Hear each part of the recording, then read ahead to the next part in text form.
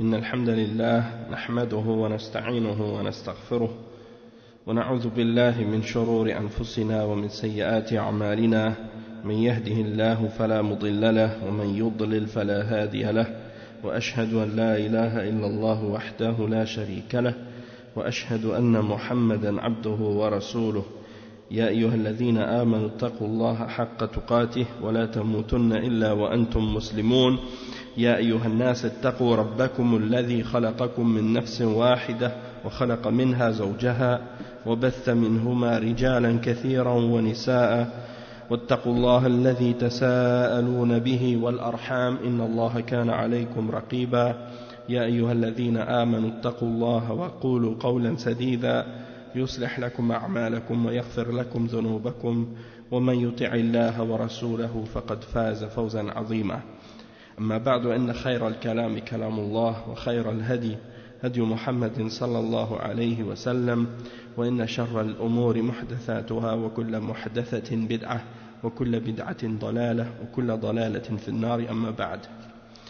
Donc on continue notre cours de As-Sira al-Nabawiyya avec le livre de Amali fi Sirat al-Nabawiyya de Cheikh Hafidh Hakami et avec également le livre Al-Fusul fi Sirat al-Rasul sallallahu alayhi wa sallam. Et le livre de Al-Hafidh Hakami, c'est un livre qui est vraiment résumé, c'est juste les grandes lignes de l'histoire de la vie du prophète sallallahu alayhi wa sallam.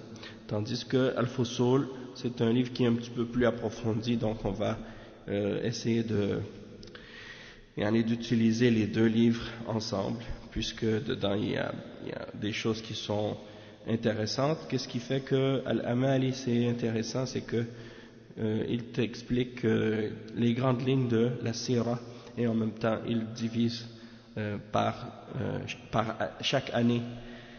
Après la Hijra par exemple, qu'est-ce qui s'est passé dans la première année, qu'est-ce qui s'est passé dans la deuxième année, qu'est-ce qui s'est passé dans la troisième année, et ainsi de suite. Donc il parle des différentes adorations qui ont été révélées et des différentes batailles qui ont eu lieu dans chacune de ces différentes années-là, pendant les 10 années après la Hijra du prophète sallallahu alayhi wa sallam. Donc c'est vraiment, comme on dit, c'est vraiment résumé, et on va compléter avec Al-Fusul fi Sirat al-Rasul, qui est le livre de l'imam Ibn Kathir, Al-Hafidh Ibn Kathir, Hafidhahullah ta'ala, et c'est un livre résumé sur l'histoire de la vie du prophète sallallahu alayhi wa sallam. Donc on est rendu, comme je disais, au cours numéro 4, et ça fait un bout de temps qu'on s'était arrêté, qu'on avait interrompu ce cours. Donc pour ceux qui n'avaient pas suivi les derniers cours, on avait parlé la dernière fois de la hijra du prophète sallallahu alayhi wa sallam et comment le prophète sallallahu alayhi wa sallam est arrivé à Médine et qu'est-ce qu'il a fait lorsqu'il est arrivé. Et également on a parlé de la construction de la mosquée du prophète sallallahu alayhi wa sallam. Et ensuite donc on a parlé aussi comment les gens ont été divisés une fois arrivés à Médine, et qu'on a vu apparaître une nouvelle catégorie parmi les gens, c'est-à-dire qu'auparavant il y avait les musulmans et il y avait les non-musulmans, il y avait les muslimines, il y avait les kuffars, et à Médine sont apparus une autre catégorie qu'on appelle al-munafiqoun, c'est-à-dire les hypocrites, ceux qui prétendent être musulmans à l'extérieur mais qui à l'intérieur ne croient pas en l'islam. Donc on a parlé de ça. Maintenant on est arrivé au point où Al-Hafidh Hakami il dit à la question numéro 40: ماذا شرع في السنة الأولى من الهجرة من العبادات, c'est-à-dire qu'est-ce qui a été légiféré dans la première année de la hijra comme adoration. Et il dit comme réponse: كان فيها استقبال بيت المقدس 17 شهرا وفيها فرض الجهاد وفيها أتمت الرباعية في الحضر 12 من ربيع الآخر وفيها شرع الآذان لمواقيت الصلوات. Donc, Al-Hafidh Hakami il explique que pendant 17 mois que les musulmans sont, après être arrivés à Mecca, après être arrivés à Médine, pendant 17 mois, les musulmans se sont tournés pour la prière vers le nord, vers Bayt al-Maqdis. Auparavant, quand ils étaient à Mecca, ils priaient également vers le nord, vers Bayt al-Maqdis, c'est-à-dire que quand ils étaient devant la Kaaba, ils se mettaient devant la Kaaba face au nord. Comme ça, ils faisaient face en même temps à la Kaaba et en même temps à Bayt al-Maqdis. Une fois qu'ils sont arrivés à Médine, après la Hijra, ils ont prié vers le nord, vers Bayt al-Maqdis, et on sait que Médine, Al-Madina, est au nord de Mecca. Donc, ils ont prié vers le nord, maintenant, vers Bayt al-Maqdis, pendant 17 mois. Ensuite, il y a eu, Allah subhanahu wa ta'ala a révélé le djihad, et on va expliquer que le djihad, il n'a pas été ordonné d'un seul coup, il y a eu des étapes dans l'ordonnance du djihad. On sait que au tout début, à Mecca, les musulmans étaient interdits de combattre à cause du petit nombre et à cause de la faiblesse. Donc, pour éviter qu'ils soient massacrés et exterminés, Allah subhanahu wa ta'ala a ordonné aux musulmans de s'abstenir de combattre lorsqu'ils étaient à Mecca. Et après, par la suite, quand ils ont fait la Hijra et qu'ils sont arrivés à Médine, donc maintenant ils avaient un État, et ils étaient capables de s'organiser, et donc Allah subhanahu wa ta'ala leur a permis de se défendre, puis par la suite leur a permis d'attaquer ceux qui les attaquent, de se défendre, et par la suite l'ordre de faire l'offensive est arrivé. Donc il y a eu des étapes dans la révélation et dans l'ordonnance du combat aux croyants. Et ça a été expliqué très bien par l'imam Ibn al-Qayyim dans son livre Zadul Ma'ad. Il explique les étapes avec les versets et chaque exemple. Donc on va peut-être mentionner quelques exemples de ça plus tard, Inch'Allah. Ensuite il dit wa utimmat ar-ruba'iyya fil hadar, c'est-à-dire que à Mecca, la première des obligations qui a été ordonnée aux musulmans, c'est la salat. Pendant 13 ans, le prophète sallallahu alayhi wa sallam était à Mecca, et pendant les 10 premières années, il y a la seule chose à laquelle le prophète sallallahu alayhi wa sallam appelait les hommes, c'est d'établir l'unicité d'Allah et de croire au tawhid et de rejeter les idoles. Il n'y avait pas d'autre obligation pour eux que ça. Puis, c'est vers la 10e année que le prophète sallallahu alayhi wa sallam a fait Al-Isra wal-Mi'raj, il a fait l'ascension vers les cieux, et c'est là que Allah subhanahu wa ta'ala lui a révélé la salat. Et au début, les salawats, c'était 2 rak'at seulement. Il n'y avait pas plus que 2 rak'at. Et Allah subhanahu wa ta'ala, une fois qu'ils sont arrivés à Médine, Allah subhanahu wa ta'ala leur a fait compléter les prières qui étaient de 4 rak'at en ajoutant 2 rak'at aux 2 rak'at qu'ils faisaient auparavant. Donc, les prières de Asr, de Dhuhr, de Asr et de Isha ont été complétées avec 4 rak'at au lieu de 2. Sauf que pour les voyageurs, c'est resté 2. C'est resté 2 pour les voyageurs. Et la date à laquelle l'ordre de faire 4 rak'at a été révélé pour ces prières-là, c'est, il dit, le 12e jour du mois de Rabi' al-Awwal de la première année de la Hijra. Et c'est dans cette année-là également qu'a été légiféré le adhan, l'appel à la prière pour venir à la mosquée. Et on sait que certains des sahaba justement ont vu dans un rêve les différentes phrases qu'on dit dans l'appel à la prière, et le prophète sallallahu alayhi wa sallam justement il se demandait par quel moyen il allait rassembler les croyants et les appeler à la prière. Et certains avaient mentionné la cloche, et il a rejeté ça, il a dit non, ça c'est les chrétiens qui utilisent ça, et d'autres ont mentionné la corne ou la trompe que certains employaient, et le prophète sallallahu alayhi wa sallam a rejeté ça en disant non, ça c'est pour les juifs.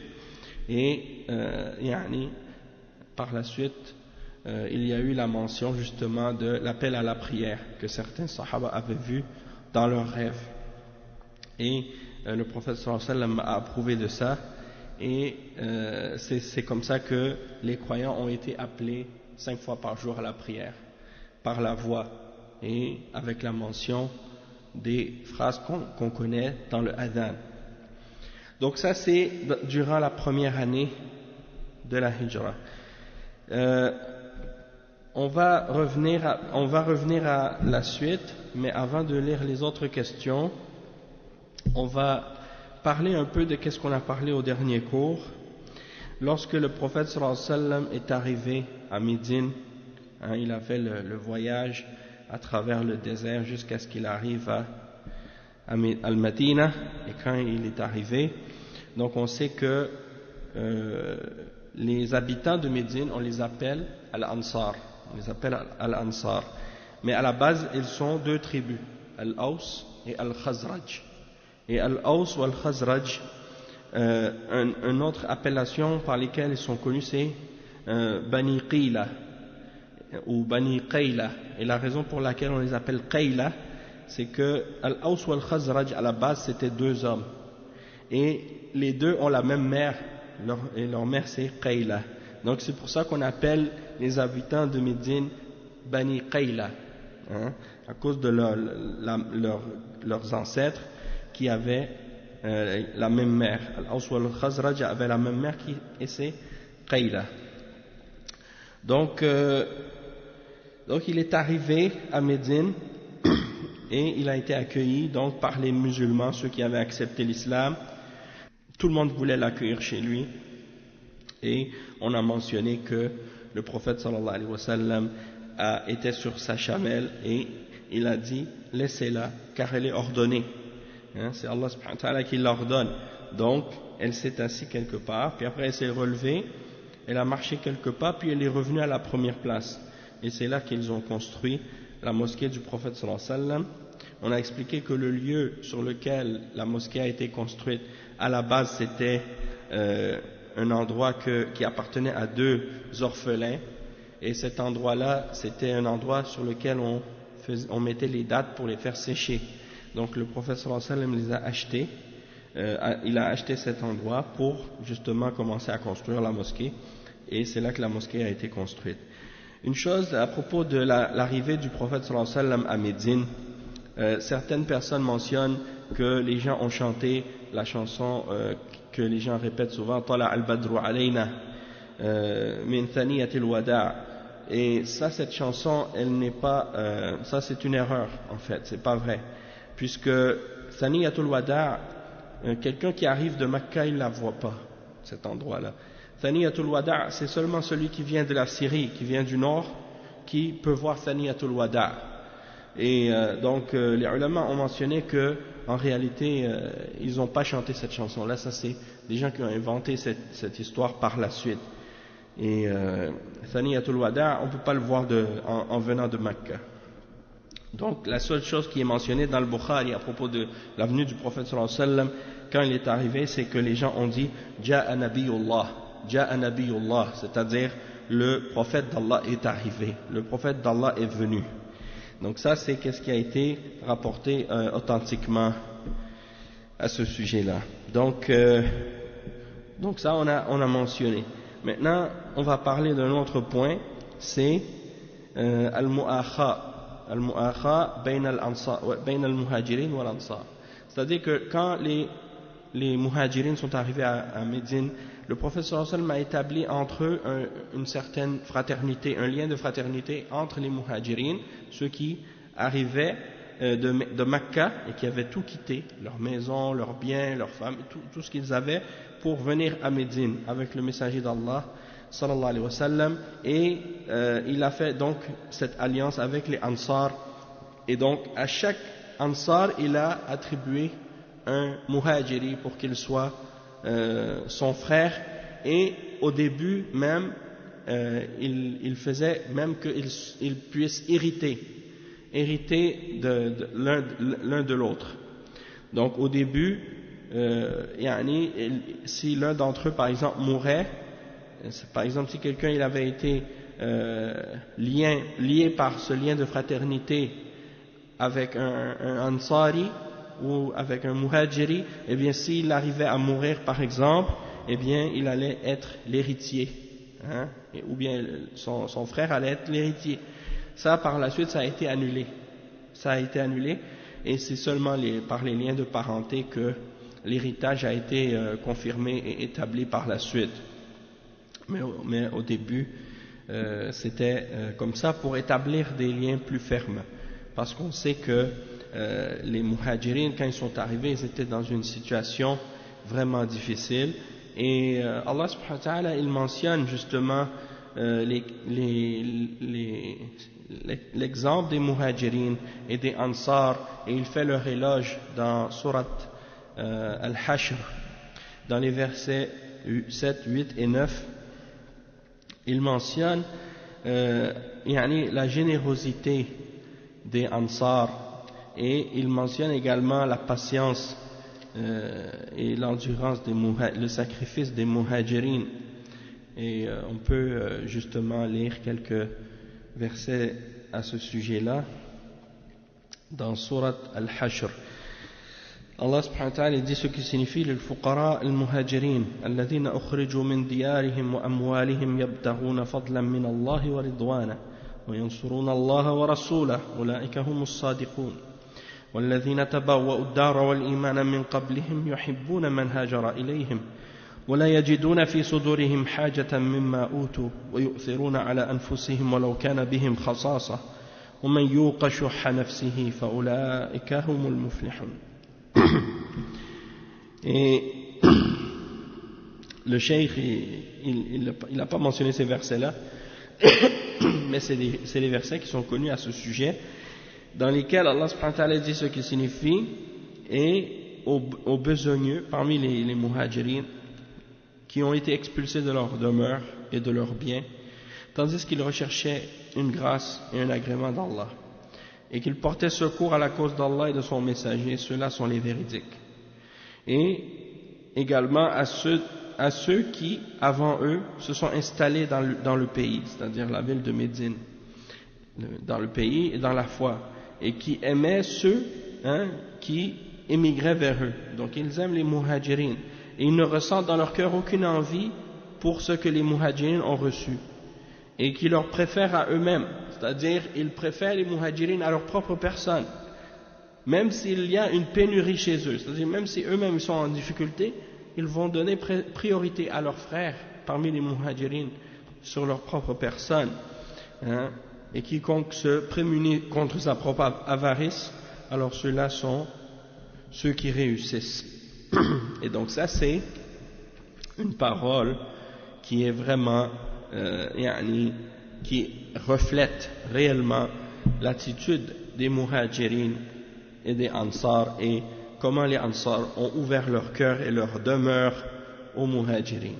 Il y a même des histoires qui ont été mentionnées justement à ce sujet, parmi l'exemple des muhajirines et des ansar, lorsque deux d'entre eux ont été justement assignés comme étant des frères après la hijra, et que l'un d'entre eux parmi les ansar a dit: moi j'ai deux épouses, j'ai deux femmes, et donc si tu veux je te donne celle que tu veux, celle des deux qui te plaît le plus, je te la laisse et je la divorce et tu pourras la marier, hein? Et qu'est-ce qu'il a répondu le sahabi, je crois que c'était Abdurrahman ibn Auf, qui était un commerçant, qui était connu comme un commerçant et qui était un parmi les premiers, parmi les musulmans.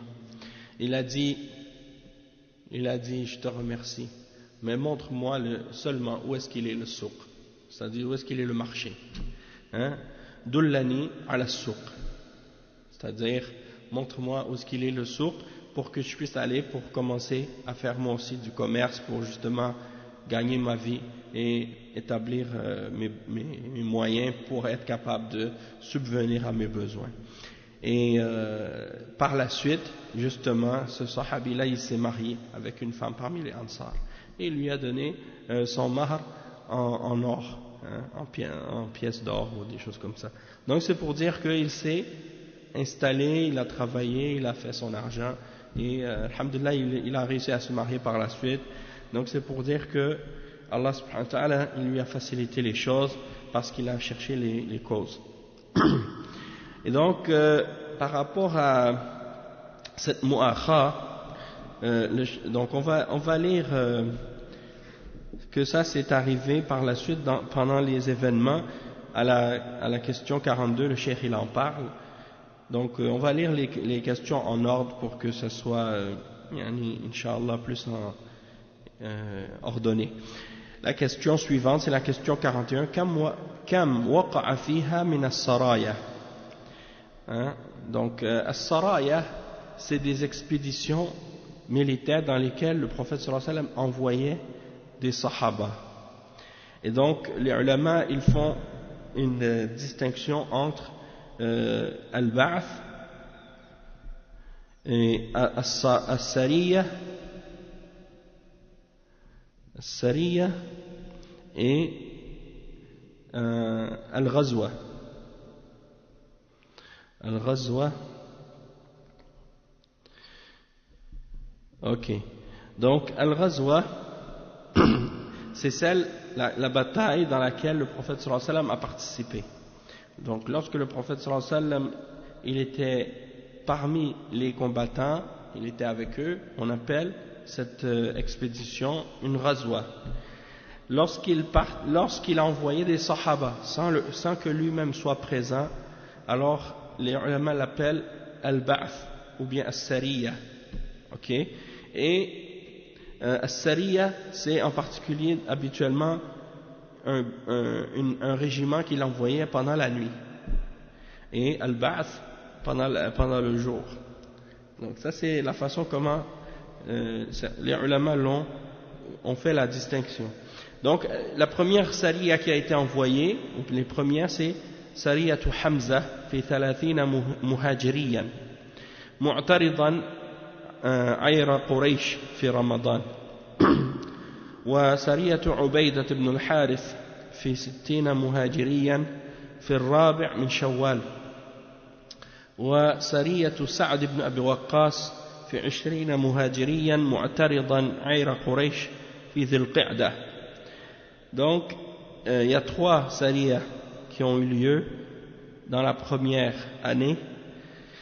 La première, c'était celle de Hamza, l'oncle du prophète Muhammad sallallahu alayhi wa sallam, et ils sont partis avec 30 parmi les muhajirin pour arrêter une caravane de Quraysh pendant le Ramadan. Une autre expédition qui a eu lieu avec Ubayda ibn al-Harith, et ils étaient 60 parmi les muhajirin à la date de dans Rabi' min Shawwal, c'est-à-dire le 4e jour du mois de Shawwal. Puis une autre sariya qui était celle de Sa'd ibn Abi Waqqas, et dans celle-là ils étaient 20 muhajiri pour encore une fois arrêter une des caravanes de Quraysh, et c'était dans le mois de Dhul Qa'dah. D'accord? Et au début, comme on peut voir, c'était toujours des expéditions que le prophète sallallahu alayhi wa sallam envoyait avec des muhajirin seulement. Il n'y avait pas d'Ansar. Pourquoi? Parce que les Ansar avaient pris allégeance avec le prophète sallallahu alayhi wa sallam de protéger le prophète sallallahu alayhi wa sallam tant qu'il était à Médine. Donc ils avaient fait allégeance de défendre le prophète sallallahu alayhi wa sallam avec leur vie et de le protéger contre n'importe qui venait pour l'attaquer à Médine.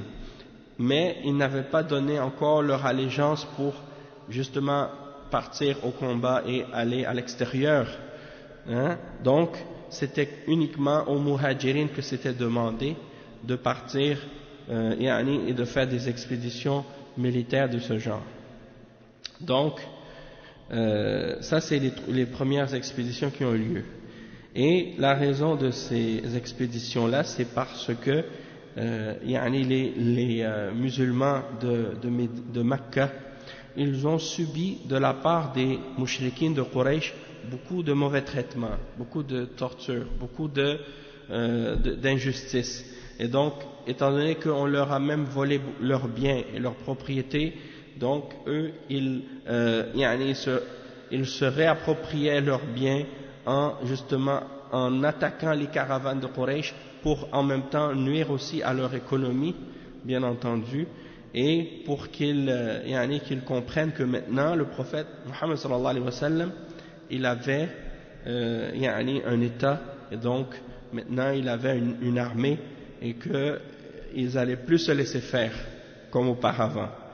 D'accord? Donc que Quraysh maintenant devait commencer à avoir peur, commencer à faire attention, parce que les musulmans devenaient de plus en plus forts. Et dans la question numéro 42, ماذا وقع فيها من الحوادث?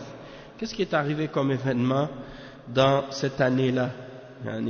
Le Cheikh Hafiz al-Hakami il répond, il dit مما وقع فيها بناء المسجد. Donc on a mentionné qu'il y a eu la mosquée qui a été bâtie. وَالْمُؤَخَاء بين المهاجرين والأنصار. Donc on voit que la première chose que le prophète sallallahu alayhi wa sallam a établie en arrivant à Médine, la première chose c'est construire la mosquée, parce que c'est la base, c'est le centre de la vie pour les musulmans, c'est la mosquée. C'est là que les musulmans se réunissent 5 fois par jour pour adorer Allah subhanahu wa ta'ala, et c'est là qu'ils s'organisent, et c'est là qu'ils organisent leur vie. Donc c'était fondamental de commencer par la mosquée. Et aussi c'est un lieu d'éducation, c'est un lieu d'apprentissage, c'est un lieu d'enseignement. C'est là que le prophète sallallahu alayhi wa sallam éduque les sahaba. Donc c'est fondamental de commencer par la mosquée. Ensuite, al-mu'akha bayn al-muhajirin wal-ansar, on vient d'en parler, comment le prophète sallallahu alayhi wa sallam a établi cette fraternité entre al-muhajirin et al-ansar. Et à ce sujet-là, donc on va lire qu'est-ce que Al-Hafiz Ibn Kathir a dit à ce sujet-là dans son livre Al-Fusul. Donc il dit وَادَعَ رسول الله صلى الله عليه وسلم من بالمدينة من اليهود وكتب بذلك كتابا.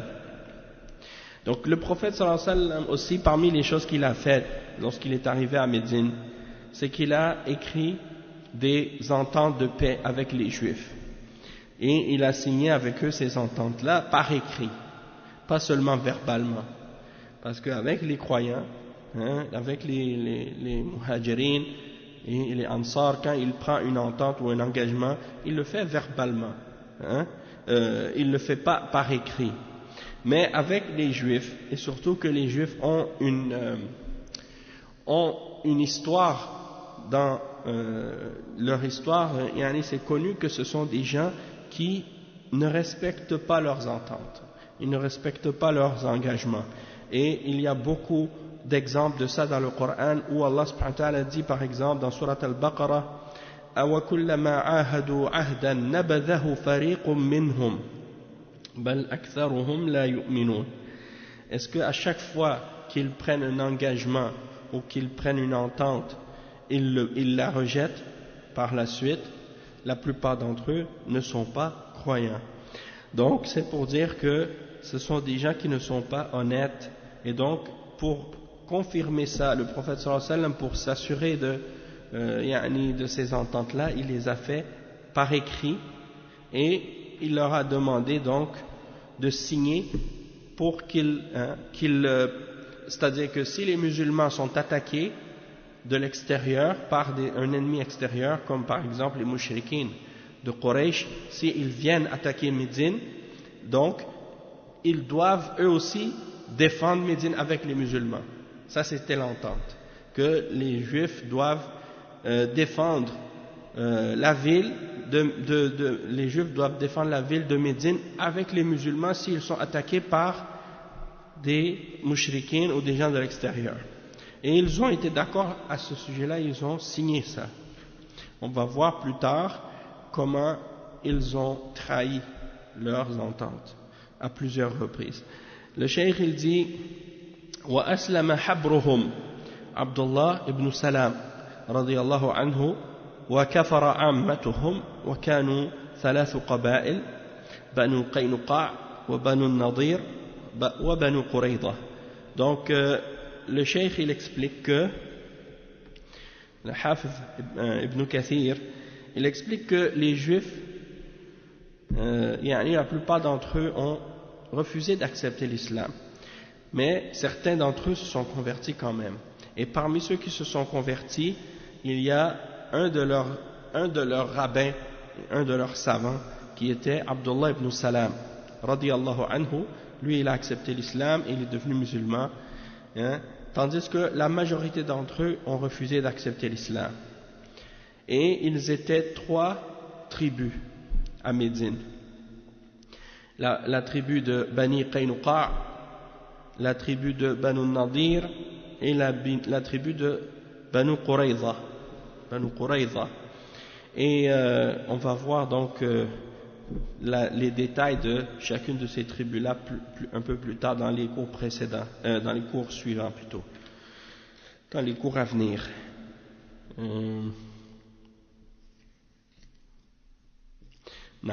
Donc, par rapport à ça, l'histoire de la conversion de Abdullah ibn Salam, c'est une belle histoire en fait, et ça nous montre beaucoup sur la réalité de l'attitude des Juifs. Abdullah ibn Salam, il est venu voir le prophète Mohammed sallallahu alayhi wa sallam, et il lui a dit qu'il voulait accepter l'islam, il veut se convertir. Alors, le prophète sallallahu alayhi wa sallam était heureux de ça, et Abdullah ibn Salam il a dit mais avant que je me convertisse, parce qu'il savait que les Juifs sont des gens qui ne sont pas honnêtes, alors il leur a dit, Abdullah ibn Salam a dit au prophète sallallahu alayhi wa sallam, demande aux Juifs à mon sujet pour voir qu'est-ce qu'ils vont dire de moi, d'accord? Alors le prophète sallallahu alayhi wa sallam a demandé donc aux Juifs, il a dit qu'est-ce que vous dites de Abdullah ibn Salam, et ils ont dit ah ça c'est le savant parmi nous, le fils des savants parmi nous, le bon parmi nous, le fils du meilleur parmi nous, et ainsi de suite. Ils ont commencé à faire ses éloges et à parler de lui en bien et à dire toutes sortes de bonnes choses sur lui. Alors le prophète sallallahu alayhi wa sallam leur a dit et qu'est-ce que vous dites si jamais il acceptait de devenir musulman et d'accepter l'islam? Wa alaykum salam wa rahmatullahi wa barakatuh. Ils ont dit non, hacha, il ne va jamais accepter l'islam. Non, il ne va jamais devenir musulman. Alors, le prophète sallallahu alayhi wa sallam a dit ukhruj ilayhim. Il était caché derrière quelque chose. Le prophète sallallahu alayhi wa sallam l'a appelé et il lui a dit viens vers eux. Et il est sorti devant les Juifs et il a dit ashhadu an la ilaha illallah wa ashhadu anna muhammadan rasulullah. Alors, quand il a dit ça, il a dit je me convertis à l'islam et je crois au prophète Mohammed sallallahu alayhi wa sallam. Alors les Juifs ont commencé à l'insulter et commencé à dire c'est le pire d'entre nous, le fils du pire d'entre nous, c'est le plus commencé à dire des mauvaises choses sur lui. Donc Abdullah ibn Salam a dit ô messager d'Allah, est-ce que je t'avais pas dit que c'était des gens comme ça, que quand j'allais me convertir à l'islam ils allaient renier, ils allaient dire ça sur moi et commencer à mentir et à dire du mal. Comment quelqu'un d'une minute à l'autre peut passer de la meilleure personne et devenir la pire personne en quelques instants? C'est pas possible. Donc c'est la preuve que ce sont des gens qui ne sont pas honnêtes, ils ne parlent pas, ils ne disent pas la vérité, ils cachent la vérité. Ensuite, le cheikh il dit وآخى رسول الله صلى الله عليه وسلم بين المهاجرين والأنصار فكانوا يتوارثون بهذا الإخاء في ابتداء الإسلام إرثا مقدما على القرابة Donc, au tout début, le prophète sallallahu alayhi wa sallam, comme je disais tout à l'heure, il a établi cette fraternité entre les muhajirin et les ansar, au point même qu'ils héritaient les uns des autres au début de l'islam. Et cet héritage, elle avait même précédence sur les liens de parenté. Puis par la suite, bien entendu, ça a été annulé et c'était seulement les liens de parenté qui étaient la base de l'héritage par la suite. Mais ça, c'était au début, puisque les musulmans étaient en difficulté, ils étaient faibles, donc c'était un moyen pour eux, pour qu'ils puissent justement s'entraider plus facilement. Le cheikh il dit فرض الله سبحانه وتعالى إذ ذاك الزكاة رفقا بفقراء المهاجرين وكذا ذكر ابن حزم في هذا التاريخ وقد قال بعض الحفاظ من علماء الحديث إنه أعياه فرض الزكاة متى كان. Donc la question le cheikh il dit que ici l'ordonnance de la zakat elle a été révélée à ce moment-là et c'était par douceur envers les pauvres d'entre les muhajirin, et ça c'est ce que Ibn Hazm a mentionné à ce sujet. Et il mentionne que certains parmi les mémorisateurs, parmi les ulama de hadith, ont dit que ils ne savaient pas exactement, ou ils ne savaient pas quand est-ce que l'obligation de la zakat a été révélée exactement. Sauf que il faut comprendre aussi qu'il y avait la différence aussi entre zakatul fitr, et ça c'est sûr que ça a été révélé avant la zakatul mal, puisque zakatul fitr elle est reliée au ramadan, et c'est la zakat qu'on donne en nourriture à la fin du jeûne, avant la prière de Eid. Donc ça c'est zakatul fitr, et certains ulama mentionnent que c'était pas la première année mais la deuxième année de la hijra. Donc ça c'est tout ce qu'on a dit maintenant, c'est par rapport à la fraternité, al-mu'akha et ainsi de suite. Ensuite, parmi les choses qui se sont passées pendant la première année, c'est également Aïcha radiyallahu anha, le prophète sallallahu alayhi wa sallam a habité avec elle. Il dit وكان عقد بها وبسودة في مكة عقد بها وبسودة في مكة قبل ذلك بسنتين.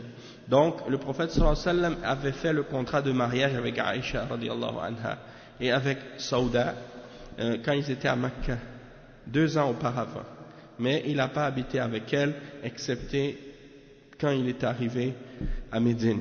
Il dit وفيها اعتل المهاجرون بحمى المدينة ودعا النبي صلى الله عليه وسلم برفعها ونقل وباء المدينة إلى الجحفة. Donc il parle ici du fait que certains parmi les muhajirin ont été touchés par la fièvre de Médine. Et ça c'est un malaise qui touche les gens à Médine, qui tombent souvent malades, parce qu'à Médine il y a un climat qui est très dur, qui est froid la nuit et chaud la journée. Donc souvent les gens tombent malades, et donc les muhajiroun, quand ils sont arrivés à Médine, ils ont attrapé donc la maladie, la fièvre de Médine. Et le prophète sallallahu alayhi wa sallam, le cheikh ici, Hafid Hakam, il mentionne qu'il a invoqué Allah, le prophète sallallahu alayhi wa sallam a invoqué Allah subhanahu wa ta'ala pour que cette fièvre-là soit guérie, ou bien qu'elle soit enlevée de Médine, et puis qu'elle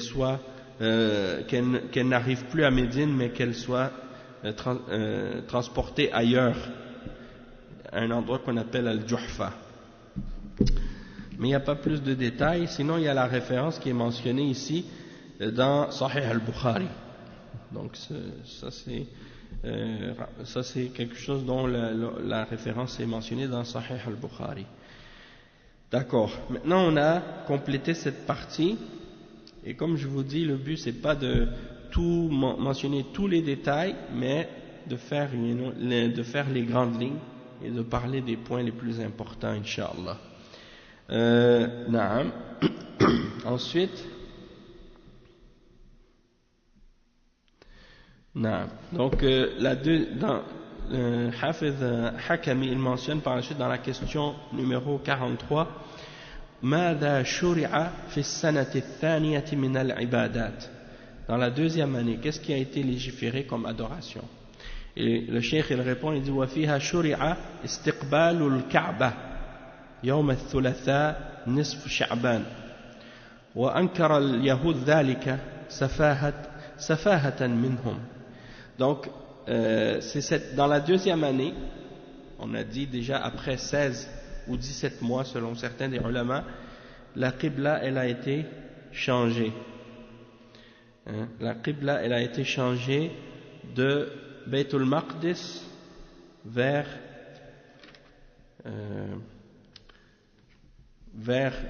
la Kaaba à Mecca. Donc ça c'est la moitié du mois de Sha'ban, le 3e jour. Et les Juifs ont critiqué ça. Ils ont dit, mais pourquoi il a changé de qibla, Parce qu'eux, ils étaient contents que les musulmans prient vers le nord, vers Baytul Maqdis, parce que c'est leur qibla à eux aussi. Et lorsque la qibla a changé, ils ont commencé à critiquer.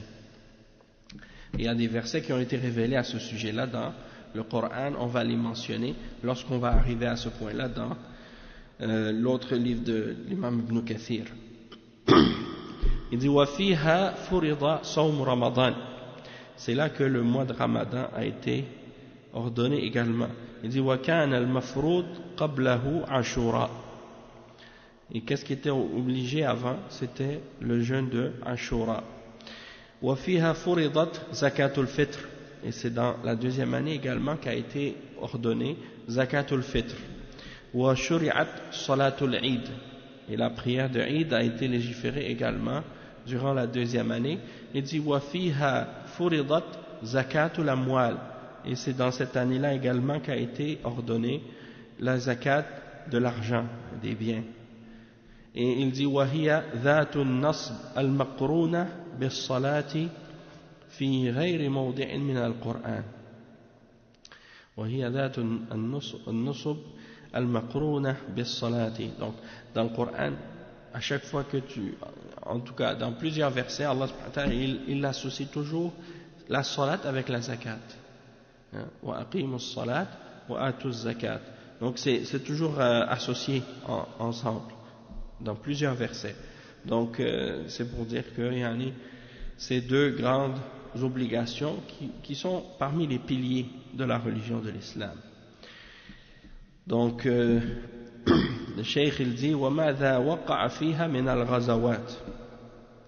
Donc on a expliqué déjà préalablement que le djihad avait commencé à être ordonné. Donc dans la première année on a mentionné quelques expéditions qui ont eu lieu, des expéditions militaires, et par la suite dans la deuxième année il y en a d'autres comme c'est mentionné ici à la question 44.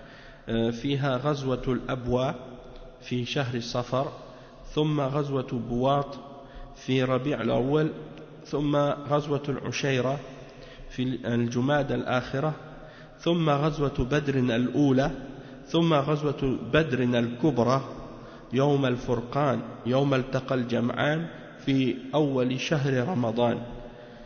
وكانت الوقعة في يوم 17 منه. وفيها نزلت سورة الأنفال بكاملها وفيها حكم الفيء والغنيمة والأسراء. وكانت عدة من شهدها من المسلمين 310. Donc Cheikh il mentionne parmi les expéditions et les batailles qui ont eu lieu pendant la deuxième année, la bataille qu'on appelle Al-Abwa, Ghazwatul Abwa, pendant le mois de Safar, puis une autre qui s'appelait la bataille de Buat dans le mois de Rabi' al-Awwal, puis ensuite la bataille de Al-Ushayra dans le mois de Jumad al-Akhira, puis la première bataille de Badr, parce qu'il y en a eu 3 avant la grande, la troisième c'était la grande, celle qu'on appelle Badr al-Kubra, le jour du discernement, là où Allah subhanahu wa ta'ala a tranché entre la mécréance et la foi. Et c'est le jour où les deux groupes se sont affrontés dans le mois de Ramadan. On dit que c'est le 17e jour du mois de Ramadan, et c'est à cet événement-là que Allah subhanahu wa ta'ala a révélé Surat Al-Anfal au complet. Donc la Surat Al-Anfal, elle était révélée à propos de la bataille de Badr. Et c'est dans celle-là qu'on parle également du butin et des règles qui ont un rapport avec les prisonniers de guerre et ainsi de suite. Et parmi les musulmans qui ont été témoins de cette bataille, il y en a à peu près 310 et quelques parmi les sahaba qui ont participé à cette bataille.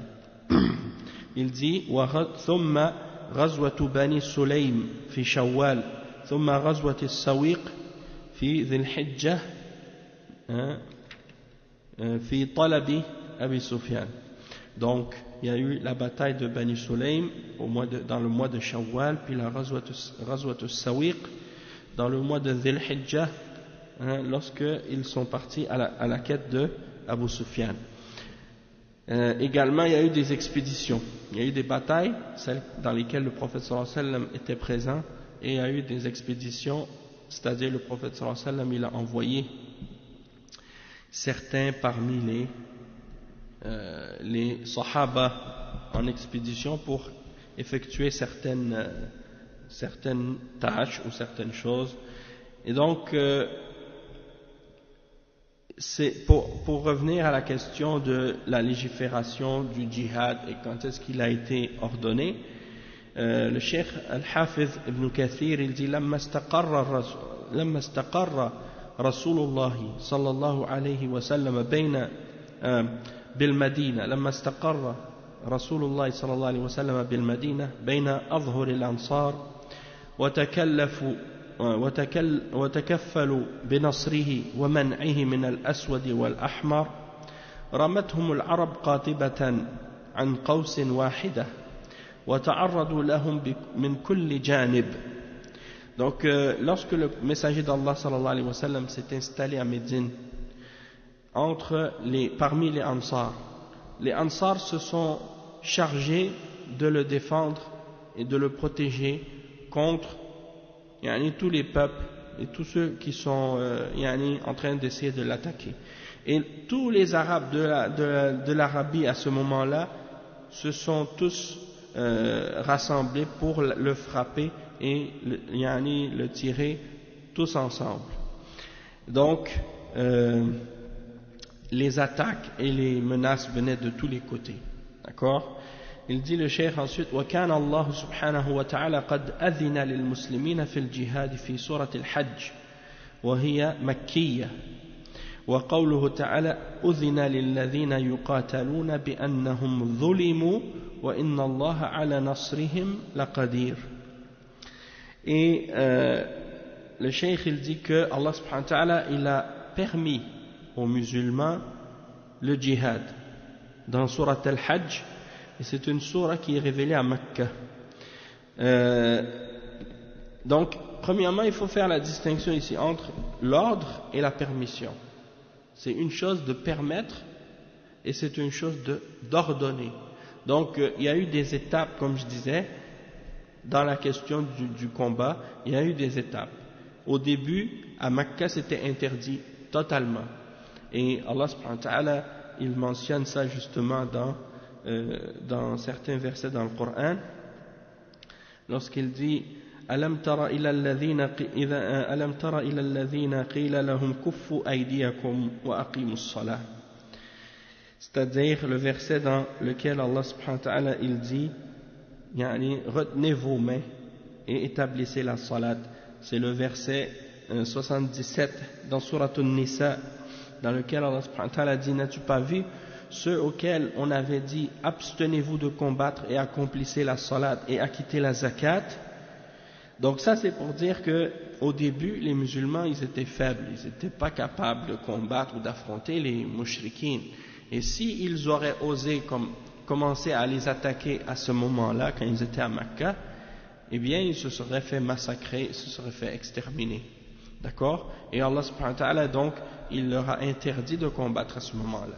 Et ça c'est pas quelque chose qui est spécifique à une époque, ça c'est n'importe quand dans lesquels les musulmans sont faibles ou quand ils sont peu nombreux et qu'ils n'ont pas la capacité. Dans ce cas-là, ils doivent s'abstenir de combattre. Et par la suite, lorsqu'ils sont partis à Médine et qu'ils ont fait la hijra, ils se sont installés, maintenant ils avaient une armée, ils avaient un support, alors Allah subhanahu wa ta'ala leur a permis de combattre et de se défendre. Et il mentionne le cheikh le verset 39 dans Surat Al-Hajj, et il dit que c'est une sourate qui est makkiya. Donc il faut comprendre que c'est une sourate qui a été révélée à la Mecque. C'est vrai que la plupart des versets de Surat Al-Hajj sont révélés à Mecca, mais il y a des versets dans Surat Al-Hajj qui sont révélés aussi à Médine. Et ça, ce verset-là, le verset, comme on dit, 39, à propos du combat justement, ça c'est révélé à Médine, pas à Mecca. Parce que à Mecca, ils étaient interdits de combattre. Et le verset, il dit, dans lequel le verset 39, Allah subhanahu wa ta'ala dit أُذِنَ لِلَّذِينَ يُقَاتَلُونَ بِأَنَّهُمْ ظُلِمُوا وَإِنَّ اللَّهَ عَلَى نَصْرِهِمْ لَقَدِيرٌ الذين أخرجوا من ديارهم بغير حق إلا أن يقولوا ربنا الله ولولا دفع الله الناس بعضهم ببعض لهدمت صوامع وبيع وصلوات ومساجد يذكر فيها اسم الله كثيرا. Donc la signification de ces versets, Allah subhanahu wa ta'ala, il dit ce qui signifie autorisation est donnée à ceux qui ont été attaqués de se défendre parce que vraiment ils sont opprimés, ils sont lésés. Et Allah certes est capable de les secourir, ceux qui ont été expulsés de leur demeure contre toute justice, simplement parce qu'ils disaient Allah est notre Seigneur. Donc si Allah ne repousse pas les gens les uns par les autres, les ermitages seraient démolis ainsi que les églises, les synagogues et les mosquées où le nom d'Allah est beaucoup invoqué. Donc c'est pour dire que la permission était donnée pour les croyants de se combattre.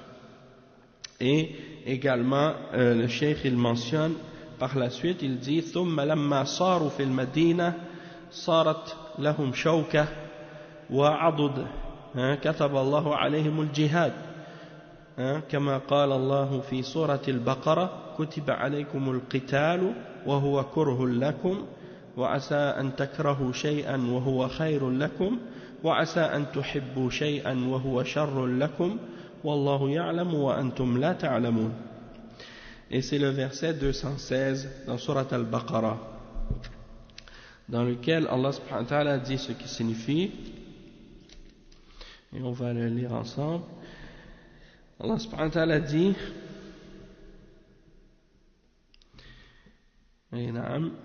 Kutiba alaykum al-qital wa huwa kurhun lakum.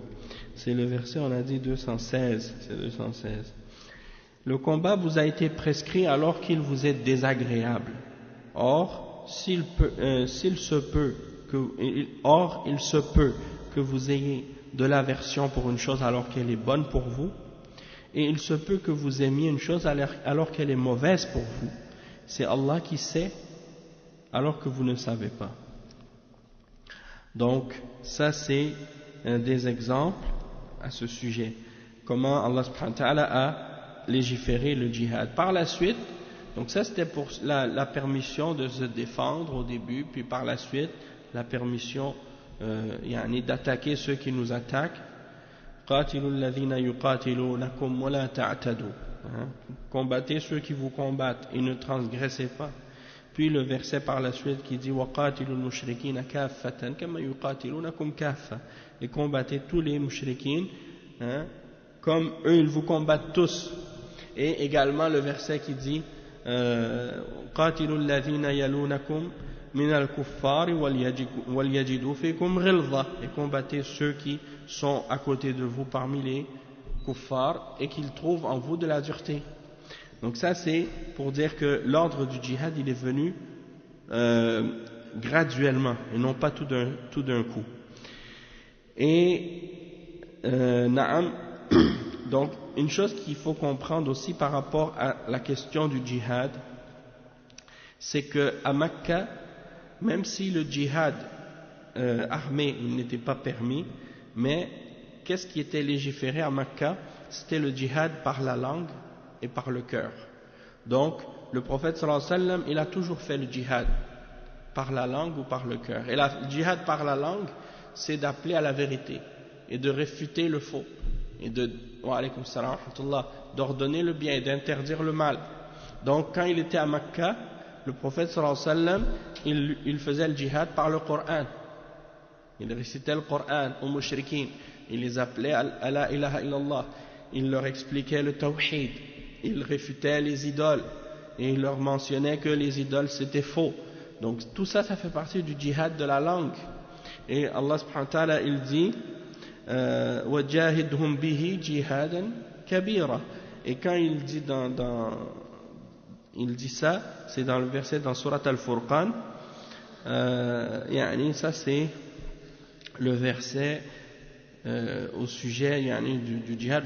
وَجَاهِدْهُمْ بِهِ جِهَادًا كَبِيرًا, bihi c'est le Coran, c'est-à-dire lutte contre eux d'une grande lutte, c'est-à-dire par le Coran, et donc par la vérité, et aussi par le cœur, dans le sens que quand tu peux pas le faire par la langue, tu le fais par le cœur, et le cœur c'est le minimum de la foi, comme dans le hadith du prophète sallallahu alayhi wa sallam, lorsqu'il a dit celui d'entre vous qui voit un mal, qu'il le change par sa main, et s'il n'est pas capable, alors qu'il le change par sa langue, et s'il n'est pas capable, qu'il le change par son cœur, et ça c'est le minimum de la foi, c'est le plus bas de la foi. Donc ça veut dire que les degrés du djihad, il y en a, même s'il y a certains des djihads qui sont impossibles à faire ou qui sont difficiles à faire à certains moments pour les musulmans, mais il y a toujours un degré ou un des niveaux du djihad qui est possible et qui est capable, et que tu es capable de faire.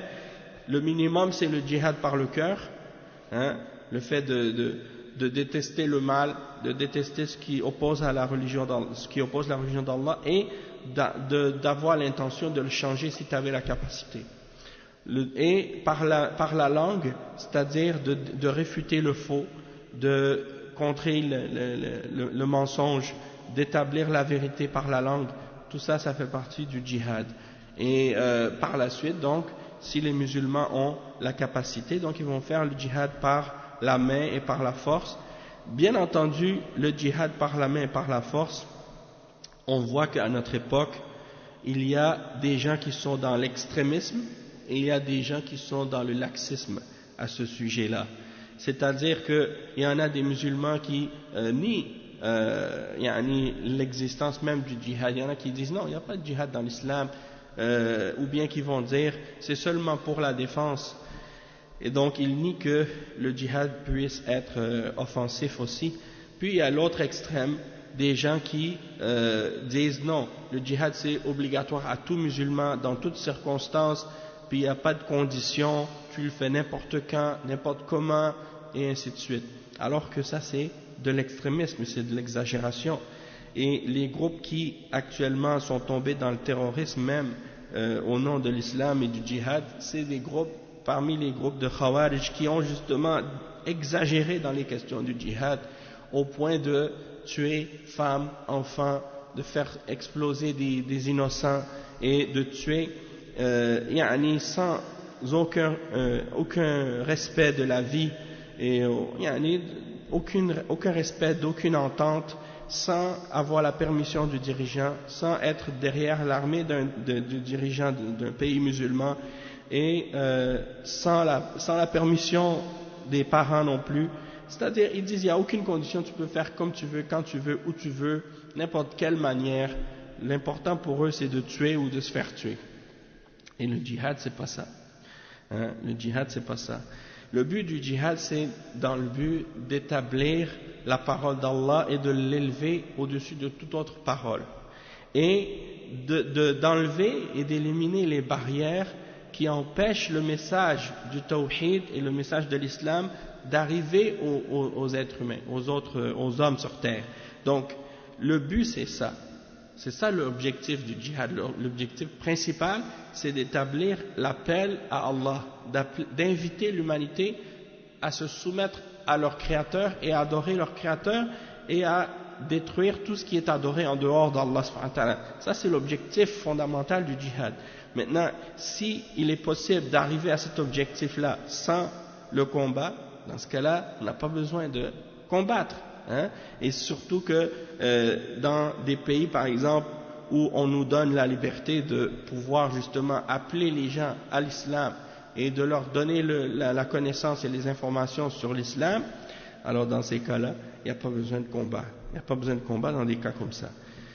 Et également, parmi les conditions que les ulama ont mentionnées pour le djihad, une des plus importantes conditions, c'est que le djihad, ça revient aux responsabilités du chef d'État dans un pays musulman.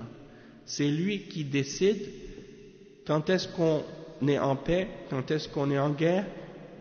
C'est lui qui dirige l'armée, c'est lui qui contrôle l'armée, c'est lui qui équipe les combattants, qui les arme, c'est lui qui est responsable de signer les ententes de paix avec les non-musulmans ou avec les autres pays, et c'est lui qui est responsable également de briser ces ententes de paix s'il doit la briser, et personne d'entre les musulmans dans le pays a le droit de s'ingérer dans ces questions-là et dans ces sujets-là.